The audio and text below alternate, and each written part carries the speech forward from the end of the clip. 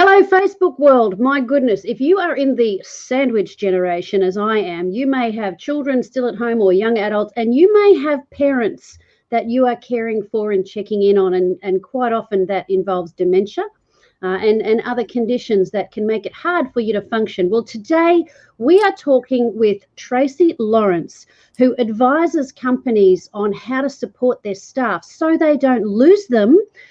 Staff who are supporting people at home in their outside their work life so that they can be at their best and show up at work and still be able to deliver, because when they win, everybody wins when you support them, right? So we are going to hear more from Tracey right after this on Trish TV. The strongest prison bars are in your head.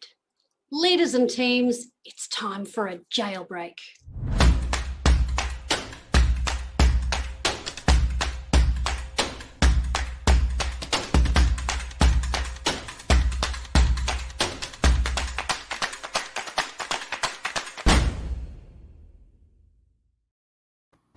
And welcome back, Tracey. Tracey, it's so exciting to have you here. Tell us a little about your background. So we're now streaming to Facebook, to my Facebook page, to LinkedIn and YouTube. By the way, if you're out there and you're watching, even if you're watching the recording, please, by all means, we would love you to make a comment, to share, to like and subscribe and all that sort of thing. But in the meantime, Tracey, tell us a little bit about your background and how you came to this point. Well, Trish, first of all, thank you so much for having me on your show. It's such an honor and a privilege to be here. I am the author of the best-selling book, Dementia Sucks. And I know that that's the absolute truth because I have two parents who succumbed to dementia. They're both passed now. But while I was taking care of my mom, she was driving me crazy. And to retain whatever remained of my sanity, I would journal, and I created a blog because I'm the kind of person who, if something that I'm going through can help another person, I like to put it out there. And and so I had a blog called Tracey's Caregiver Blog, and I kept it for 5 years while I was caregiving my mom. And I kept it up until she passed away on her 64th wedding anniversary. April 14th, 2015. And a year after I had finished blogging, I went back to it and I really enjoyed reading what I had written. And I thought, I think the book that I need to write is already written. It just needs a little more polish. And that's how Dementia Sucks was born. And from there, I found a publisher. I created a business to help people like myself who were at that juncture in their lives where they realized that they were going to need more help than they could figure out how to do things on their own. And I created this business. Well, look, I just while you were speaking, I looked up your book. Yes. So I wasn't being rude and looking away. Now, when I Google it, this is defaulted to the Amazon Australia page, but so it'll be a bit cheaper in America. Oh, so yeah. You'll be able to find Dementia Sucks as a book on Amazon and a lot of other places. So I just want to make sure that I pop that in there. So Thank you. Brilliant. Yeah, we just need all the resources we can get a hold of.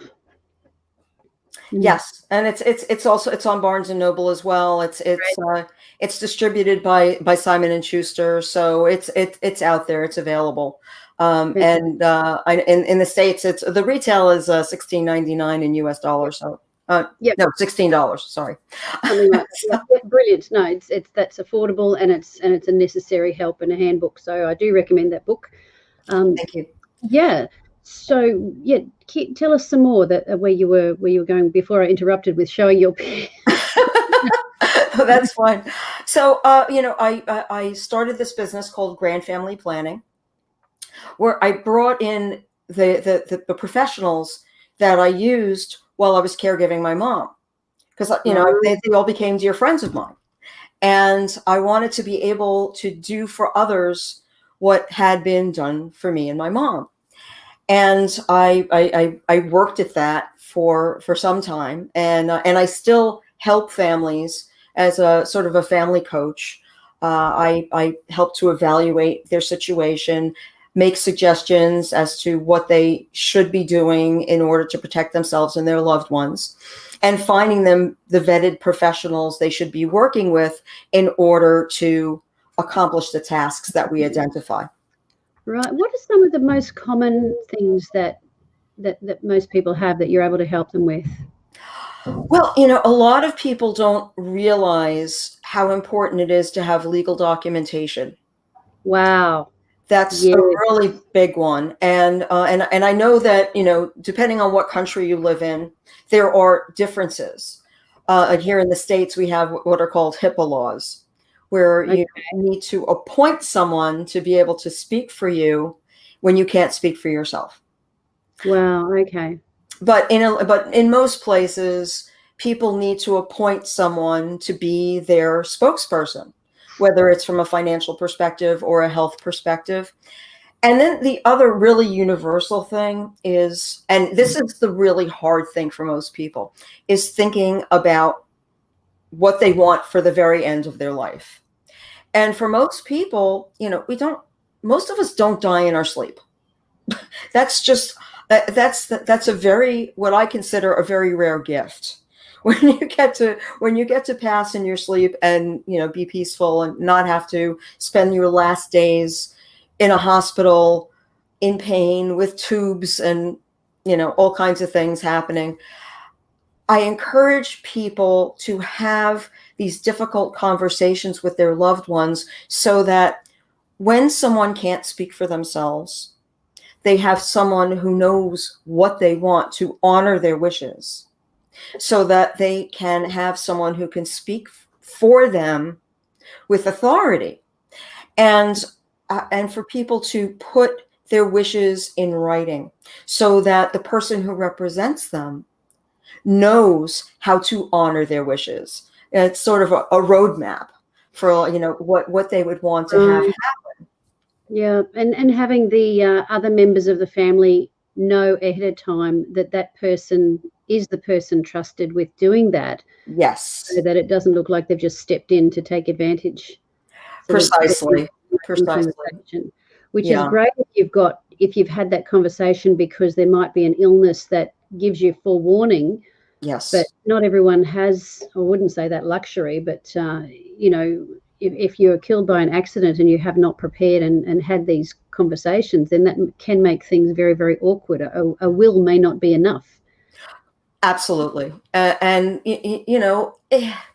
where there are siblings, or there are, multiple family members who have an interest in particular people, if certain decisions are not made ahead of time, things can get ugly. And I don't think anybody wants to leave a legacy of arguments and bad feeling when they have an opportunity to leave with love and compassion, and having taken some time to deliberate what they really wanted. That's exactly right. Yeah. Go on. Yeah, and unfortunately, it's, for some people, it's a very difficult thing to think about.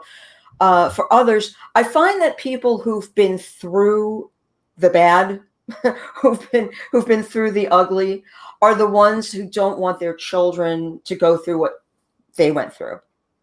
But sometimes, you just never know. So I try to raise awareness in people that, I've often spoken to people who say to me, "Oh, well, my parents have their burial plots picked out." I'm like, "Well, yeah, that's great. What happens between now and then?" So, and I encourage people to not just have the documents, but to have the conversations. Because very often when people create what are called advanced directives or a living will, they'll use legal language which says things like, "If I am in a chronic, persistent vegetative state, this is what I want to have happen." Now, it's an unpleasant, the whole thing is unpleasant, right? I'm not going to lie to you. I mean, this is like, not on anybody's, list of top favorite things I want to talk about with my folks. But when you've had the conversation and you can actually say to your parent, okay, Dad, what are your deal breakers? That's a good question. Yeah. What's the most important things? Yeah. Right. Yeah. When would you want to make the decision not to try anymore? Like some people will say, well, if I can't watch my favorite sports team play a game on TV and enjoy it, I don't want to live anymore. And and it can be something that simple or or mundane, but for some people that's a deal breaker, right? So to be able to say that to your loved one so they have a really good grasp of what their deal breakers are, then you're in a position to really honor your loved one's desires. So when that time comes, it's going to be difficult enough, right? But if you're armed with that kind of information, then you can, with love and compassion, help to give your loved one the kind of departure that they want and deserve. Well, that's right. And of course, different countries and different states have different legal allowances where those things are concerned. So we're not talking about if someone feels sufficiently down because they're depressed and they want to do themselves in, that you go, yeah, you are a bit of a nuisance. Let's just and rush to get the inheritance more or less. And, you're a nuisance, so we don't want to do this anymore. That's not what we're talking about. We're talking about people who know they're going, and well, everyone who enters must exit eventually. Yes. But having their wishes honoured and not having it get ugly, it's a difficult thing because where there's a will, there's a relative. Absolutely. And I've seen too many people putting coloured sticky dots on the stuff you want is not the most tactful way to do things. Although my mother has set aside all her jewellery in little bags that she doesn't wear now, and she's got names with who the different pieces are to go to, which is it's fine by me. So she's made that clear. But you can't kill her with a stick. She'll be around she'll just be around forever. So, and then she'll haunt us. I know she's great. I will need her for decades to come. She's 80, by the way. That was her last birthday.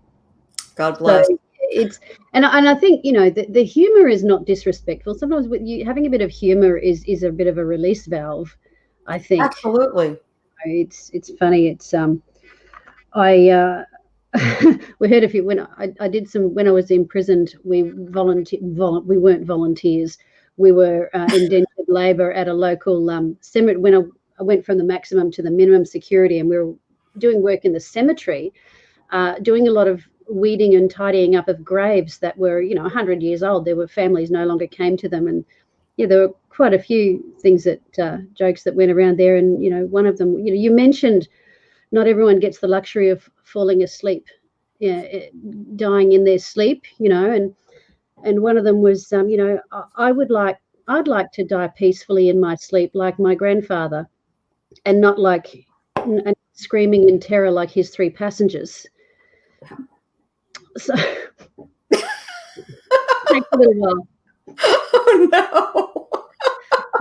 I didn't see that coming, Trish. The visual takes a few seconds. Sorry, wow. I had to put that one in there. So we're here to talk about those things, but also how it's relevant to the workplace. And we are on LinkedIn. This is a very relevant workplace discussion because often the stress of not being prepared at home can affect your ability to do your job. But also in America particularly, I don't know about so much in Australia. We don't have the benefits that we talk about here in Australia may differ from company to company. Health insurance is not necessarily a given when you go to work for someone. Generally, that's the person's own responsibility. So much of this audience will be American, and even if you're not, some of this will be relevant, that things that you can talk about. So talk to us about things that companies, you talked about them helping their members access benefits, but even if it's not part of the benefit package, just to make them aware of things that might be of help. So share with us some of those things that you normally cover with corporates and other employers. Sure. Well, the thing is that, when I started my business and I realized that adult children were my target audience, and human nature was keeping a lot of those adult children from coming to me sooner in the process, I started looking at how can I talk to these adult children? And the answer is the ones who are in the workforce are the ones I really want to reach. Because if they're still at work, they're not in crisis. Okay. And this last year has put a great deal of stress, and the stress is disproportionately on women in the workforce because women are caregivers. Yeah. And so many of them this year were home, working with their spouses at home, with their children at home, going to school through Zoom, and their aging parents becoming more reliant upon them because they were afraid to leave the house because of the pandemic. Yes. So all of these factors have exacerbated a problem that was already in place, which is that we have an enormous worldwide aging population. In the United States, there are 10,000 people turning 65 every day. That trend has been happening for the last 10 years, and it's going to continue for another 10. So we're talking, in the US alone, 365,000 new aging people, people turning 65 every year, every day. No, every year, every year. Yes, which is almost 500,000. That's a million every couple of years. It's an enormous amount of people, and it's growing frighteningly fast. So, and these people are increasingly more reliant on their adult children. So I want these adult children to know how they can leverage the benefits that they have in order to take better care of themselves and their loved ones. Now, employers have a great deal of skin in this game because they've been losing great employees because these people they're not talking about their caregiving responsibilities. In many cases, they don't even know that they're caregivers. They don't use that term in their minds. They're just being good kids to their aging parents. Yeah. It's what you do. You have that. It's just what you do. But sadly, you have to take time off to take your mother to the hospital, and some of these kids are not young either. They can be in their 50s as well. I'm in my 50s, and so they might be approaching retire. They could be 60, they could be 65 and frightened to retire because they need the money, and then there's so much pressure that's going on. So, Absolutely. I had a client in her 70s who was caregiving her mother who was in her 90s. Yeah. And from the stress that she was under, she actually developed dementia. So it's incredible. But what my mission is to help employers to understand the gravity of the situation, take it more seriously, and to instigate a culture change. Because here in the States, there's been this corporate culture which puts an emphasis on productivity, and it really it hit critical mass in around 2008 when there was the crash. Yep. And so many people lost their jobs, and companies said to their employees, okay, we have to let people go, and you're going to have to take responsibility for the jobs that have been done by 2 other people, including yourself. You're going to have to wear more hats. And this attitude of like, you never take time off from work because the company will suffer. And if you don't like it, we've got a stack of resumes on our desk and you can be replaced. So while that attitude has relaxed somewhat, because in the last couple of years, the employment situation here has is different. Before the pandemic, there were 7 million jobs that were remaining unfilled. And now that the pandemic is winding down, there are still millions of unfilled jobs. And, you know, we have some issues here in the US, but without getting into too much detail, businesses are clamoring and competing for the pool of qualified help. And so to attract those people and to retain them, they need to differentiate themselves, and they need a shift in the way they regard their employees. And in addition to helping their employees to understand how to utilize the benefits that they're provided, to also have management demonstrate that if you're going to give people a certain amount of paid vacation, you should encourage them to use it. And many employers will listen to that and say, what is she, nuts? But the truth is, and there's data to support this, when people take time off and they recharge their batteries and they become more, they take the time off and relax, they come back invigorated and they're much better able to take care of themselves and their jobs and their families. And they're grateful to their employers, and they're more willing to put themselves out there because they have more energy. They feel more supported. They're great, and they have a great deal of gratitude and loyalty to the people who provide this environment that supports them. Mm.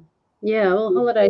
I think America might be a little different to Australia. Australia, there's you get 4 weeks a year holidays, vacation time, and but sometimes you have to take some of that around the Christmas time where things shut down anyway.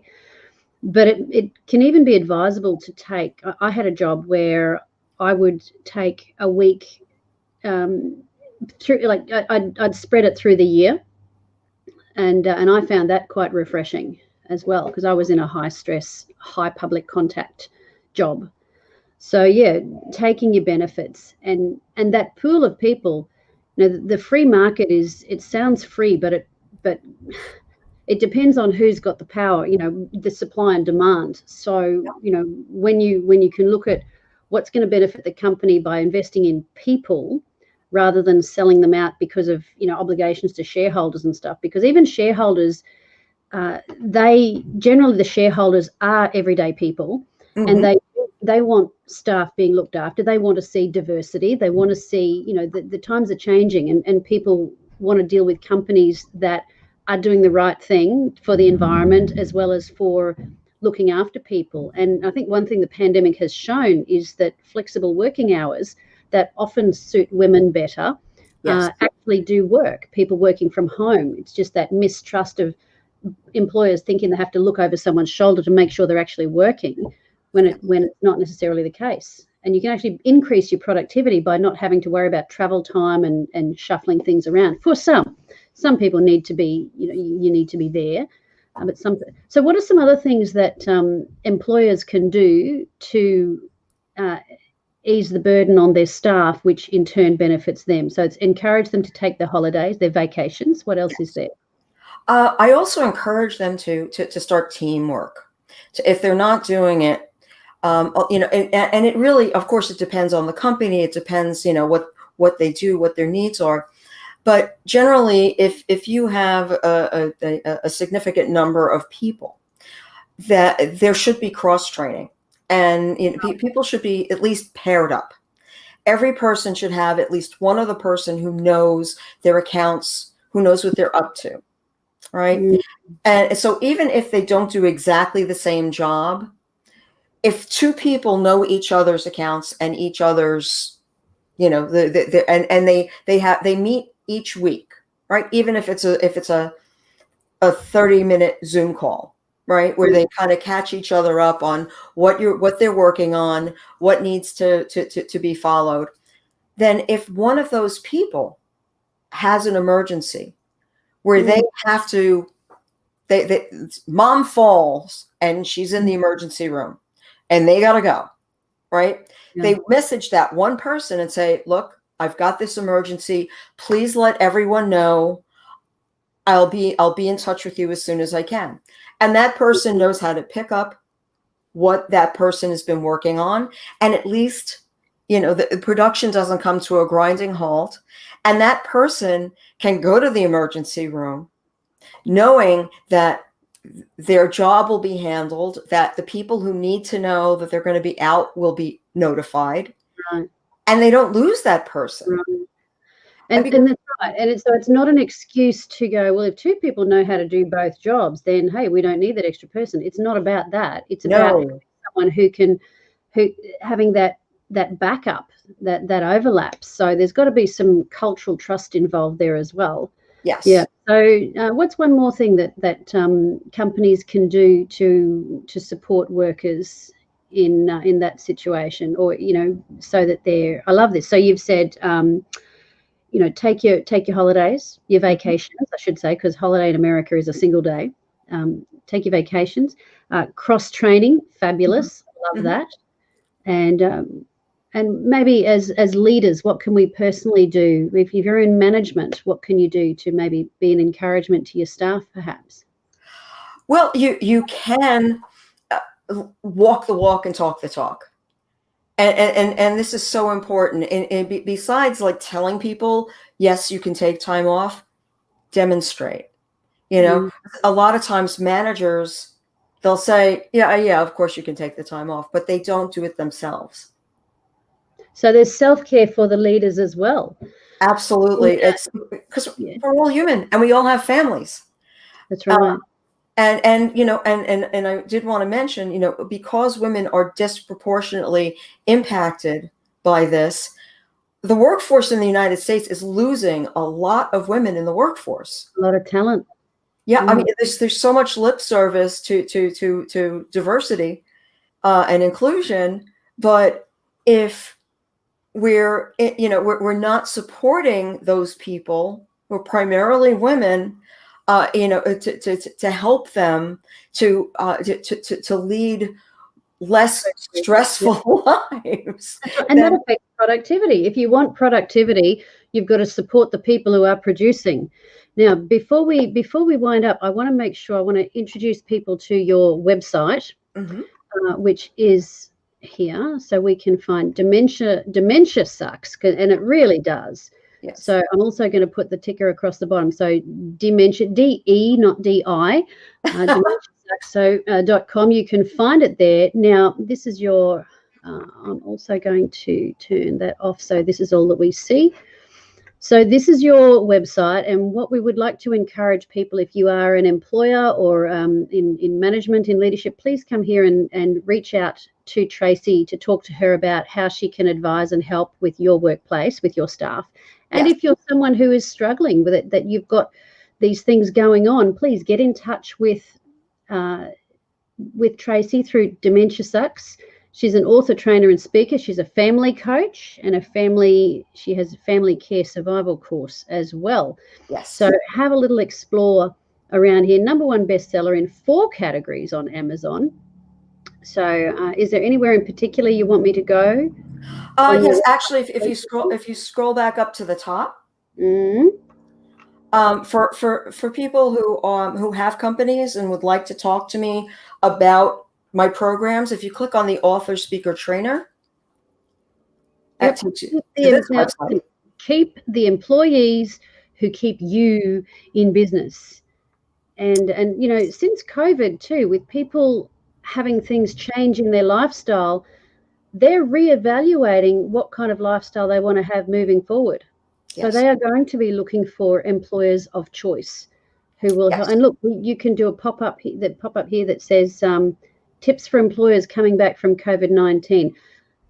Go to the website, grab these tips, get in touch with Tracey, because it's going to make your life much, much easier, I promise. And someone's given us a little love heart there who's watching the program. Thank you very much. Feel free to comment and say anything that you like there.